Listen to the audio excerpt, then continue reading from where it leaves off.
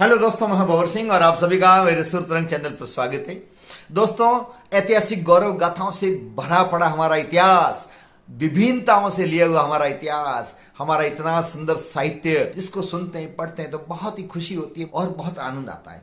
तो आइए दोस्तों, आज मैं आपको सुनाने जा रहा हूं ऐसे कुछ प्रेरक प्रसंग जो हमारे साहित्य में और इतिहास में लिखे हुए हैं, जो बहुत ही रोचक है, ज्ञानवर्धक है, जिनको सुनकर के आपको आनंद आएगा। आप जुड़े रहें और सुने।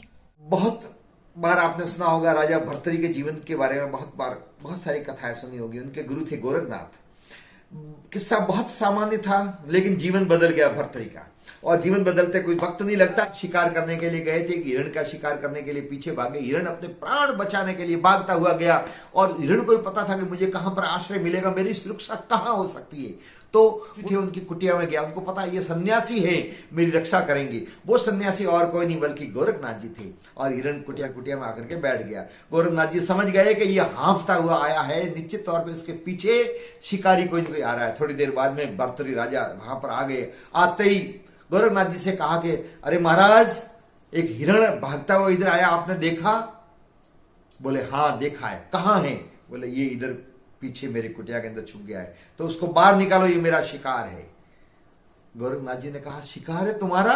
तो तुम्हें कोई अधिकार नहीं किसी को मारने के लिए। और भर्तृहरि को गोरखनाथ जी तय कहा था कि हालर माछर आतर सिंह मृगा मरी यहाँ पछी काम तो आवे, कोड़ी नहीं मीन कातन कामरो कंचन कायारी राख करावे, राज धरा परिवार तरिया सूत जीव तो छोड़ने एकलो जावे, और ज्ञानी गुरु उपदेश दिया पछी आतर भूप पगे पड़ जावे। इतना सा कहा कि हे राजन, अरे तुझे मारना ही है, इस शिकारी से अनबोले जीव को क्यों मार रहा है? ये तो मरने के बाद में भी तुम्हारे काम आता है। मरने के बाद में इसका मांस खाया जाता है, इसकी हड्डियां काम आती है, इसकी सींग होती है काम आती है, इसकी नस नाड़ियां होती है वो काम आती है, और इसकी खाल भी काम आती है। लेकिन मारना ही है तो अपने आप को मारो तू, जो शरीर किसी काम का नहीं है। और कोड़ी नहीं मीन का तन काम रो कंचन काया राख। एक कोड़ी के समान भी मनुष्य का शरीर काम का नहीं होता है, और वो राख हो जाता है, कुछ भी नहीं है। कंचन काया जिसको कहते हैं वो राख हो जाती है। हे राजन, तू जीते जन किसी के काम का है, न मरने के बाद में जला के राख कर दिया जाएगा। वो राख भी बर्तन साफ करने के काम में नहीं आती है। तू राजा है, इसलिए किसी की बैलगाड़ी किसी कीचड़ में धस गई तो राहगीर तुझे तो इतनी भी कहने की हिम्मत नहीं करेगा कि राजन आओ और हमारी मदद करो। तो तुम्हारा शरीर तो जीते जी किसी के काम का नहीं और मरने के बाद में भी कोई काम का नहीं, इसलिए तुझे मारना है तो खुद को मार। इस अनबोले जीव को तू क्या मार रहा है जिसके मरने के बाद में इतनी सार्थकता होती है? दोस्तों, वो लोग कुछ और थे। उन लोगों की बात कुछ निराली थी। वो भावपूर्ण लोग थे, आगे वाले की बात को समझते थे। आज के इंसान को कितना ही समझाओ, समझ में नहीं आती है। इस कान से सुनता है, उस कान से निकालता है। एक राजा के दरबार में एक मूर्तिकार मूर्ति बेचने के लिए गया। तीनों मूर्तियों का रूप, रंग, आकार, प्रकार, वजन सब एक जैसा था, लेकिन तीनों के दाम अलग अलग थे। राजा ने पूछा इसकी कीमत कितनी? एक की बोले 500, दूसरे की 1000, तीसरे की 1500। राजा हैरान हो गया, तीनों मूर्तियां एक ही धातु की बनी हुई है, एक ही आकार, प्रकार, वजन में, फिर ये अंतर क्यों? तीनों मूर्तियों के अंदर भाव में, मूल्य में अंतर क्यों? तो मूर्तिकार ने मौखिक रूप से जवाब ने देकर के मोती लिया। मोती लेकर के सबसे पहले 500 वाली मूर्ति उठाई और उसके कान में मोती डाला, लेकिन मोती अंदर गया ही नहीं। इस कान में डाला, फिर भी अंदर नहीं गया। दूसरी मूर्ति उठाई और दूसरी मूर्ति के अंदर मोती डाला, तो इस कान से मोती डाला, इस कान से निकल गया। दूसरी मूर्ति को रख दिया और तीसरी मूर्ति उठाई, जिसके कान के अंदर मोती डाला, मोती अंदर चला गया। मूर्ति को उल्टा किया, सीधा किया, इधर घुमाया, लेकिन मोती बाहर नहीं आया। और फिर कहा कि राजन, अब समझ गए कि इन मूर्तियों की कीमत अलग अलग क्यों है? राजा ने कहा कि बिल्कुल मैं समझ गया। ठीक दोस्तों, इंसान भी हमारे संसार में तीनों उस मूर्ति की तरह होते हैं। कुछ लोग ऐसे होते हैं जिनके पर किसी बात का कोई असर होता ही नहीं है। कुछ लोगों को थोड़ी देर के लिए सुनते हैं, इस कान से ले, इस कान से निकाल देते हैं। लेकिन दुनिया में आज भी बहुत सारे ऐसे लोग हैं, भावपूर्ण लोग हैं, सहृदय लोग हैं, आत्मीय लोग हैं, जो बात को पर गौर करते हैं। और ऐसे ही पुराने लोग हुआ करते थे, जिसमें से एक भर्तृहरि भी थे। और फिर का आगे की कहानी आपको पता ही, उन्होंने वैराग्य धारण कर लिया और बहुत बड़े एक सन्यासी भी बन गए। तो दोस्तों, ये जीवन कब बदल जाए कुछ भी पता नहीं लगता है। एक राजा शिकार करने के लिए जा रहा था, नदी के तट से जा रहा था। इतने में गुजरियों का झुंड मिला, छाछ लेकर के गुजरियां जा रही थी छाछ बेचने के लिए। शेष महेश दिनेश गुणेश सुरेश ही जाहि निरंतर गावे, जाहि अनादि अनंत अखंड सुभेद अभेद सुबोध बतावे, नारद से सुकरात रसे तिहारी पछितर पार न पावे, ताही अहिर की छोहरिया छछिया भरी छास पे नाच नचावे। वही अहिर की छोरियां जिस पर भगवान श्री कृष्ण को नाच नचाया जाता था। ये सूरदास जी ने बहुत सुंदर पद लिखा है जो आपने पढ़ा भी होगा बहुत बार। तो दोस्तों गुजरिया छाछ लेकर के जा रही थी, राजकुमार घूमने के लिए जा रहा था, घोड़े पर बैठा हुआ था, दोस्त साथ में थे। उसको शरारत सूझी और एक एक करके गुजरियों की मटकी को फोड़ दिया, छाछ डुल गई, सभी गुजरियां रोने लग गई। लेकिन एक गुजरी ऐसी थी जो बिल्कुल तनिक भी विचलित नहीं हुई थी, उसके चेहरे पर फिर भी मंद मंद मुस्कान थी। राजकुमार हैरान हो गया, दूसरी सब रो रही है और हे गुजरी तू क्यों नहीं रो रही है, तेरी भी मटकी फूटी है, तेरी भी छाछ डुल गई है, तेरे भी नुकसान हुआ है, तो बाकी तो सब रो रही है, तू मुस्कुरा रही, इसका कारण क्या। राजकुमार हैरान था कि ये मुस्कुरा रही है, इसको कोई गम क्यों नहीं।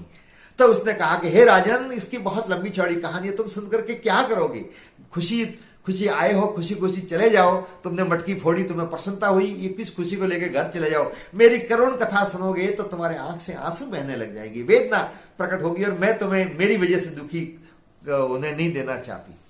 लेकिन राजकुमार जिद पर गया कि नहीं तुम्हें बताना पड़ेगा। तब उस गुजरी ने बताया कि नृप मार चली अपने पीयू पे, पीयू भुजंग डसे तो गयो मर है, मग चोर मिली उन लूट लीनी, फिर बेच दीनी गणिका घर है, सुत सेज रमी फिर चिता तड़ी, नीर खूब बयो सरिता तरी है, महाराज कुमार भई गुजरी अब छास की सोच कहा करिए। कि हे राजकुमार, बात बहुत पुरानी है कि पत्नी दोनों बहुत प्रसन्नचित जीवन यापन कर रहे थे।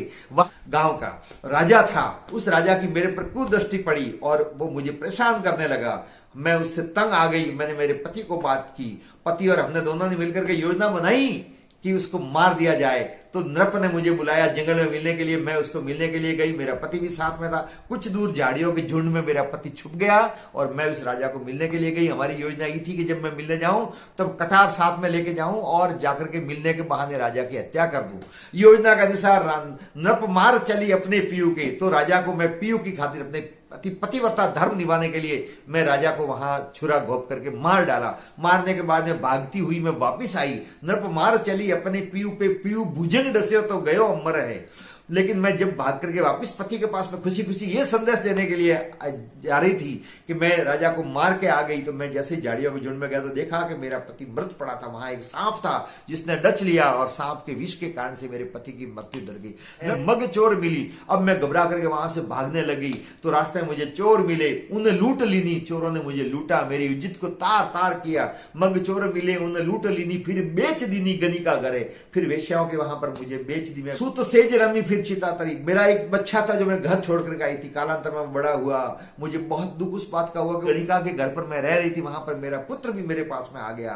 वो मुझे पहचान नहीं पाया लेकिन मैंने पहचान लिया। मुझे इतनी गलानी हो गई कि मैं वहां से छोड़ करके मरने के लिए चुपके से रात को भाग करके आ गई, नदी के तट पर आई, आकर के लकड़ियां इकट्ठी की, सूत सेज रमी फिर चिता चढ़ी, चिता तैयार की और चिता पर बैठ गई। और जैसे मैं आग लगाने वाली थी तो नदी का पानी का बहाव चल ही रहा था, तेज बहाव आया, उसके कारण से आग बुझ गई और नदी में बह करके मैं चली आई। मुझे होश भी नहीं रहा और बेहोश होकर के करीबन 100 किलोमीटर दूर एक तट पर मैं एक गुजर परिवार में एक व्यक्ति को वहां पर मिली। वो मुझे घर लेकर के आया, अपनी बहन अपनी बेटी समझ करके मुझे घर पे रखा और आज मैं यहां पर रह रही हूं। हे राजकुमार, इतनी जिसने तकलीफ देखी हो जीवन में वो तुम्हारी एक मटकी फोड़ने से कैसे रो सकती है। दोस्तों, इतिहास में ऐसे अनेक प्रसंग भरे पड़े हैं जो हम पढ़ते हैं, सुनते हैं तो हमारे विचारों के अंदर एक अलग प्रकार का भाव पैदा होता है, हम सोचने के लिए मजबूर हो जाते हैं, उससे हमें प्रेरणा मिलती है, सीख मिलती है। तो आज के जीवन में भी हर व्यक्ति तन्हा है, हर व्यक्ति संघर्षशील है, हर व्यक्ति के जीवन में कहीं न कहीं कोई न कोई वेदना है, पीड़ा है, लेकिन दुख है, सुख है, ये जीवन में चलता रहेगा। एक दोस्ती फिल्म का गाना है ना कि रफी साहब ने बहुत सुंदर गाया, राही मनवा दुख की चिंता क्यों सताती है, दुख तो अपना साथी है। दुख है एक छांव, डलती है, आती है, जाती है, दुख तो अपना साथी है। तो दोस्तों, गम की अंधेरी रात में न दिल को बेकरार कर, सुबह जरूर आएगी, सुबह का इंतजार करिए। तो दोस्तों, आपको ये जानकारी कैसी लगी? आप लाइक करें, शेयर करें, कमेंट्स करें और यदि अब तक चैनल को सब्सक्राइब नहीं किया है तो आपसे अनुरोध है चैनल को सब्सक्राइब करें। फिर मिलेंगे, आप तब तक के लिए आप सबका बहुत बहुत धन्यवाद। जय हिंद।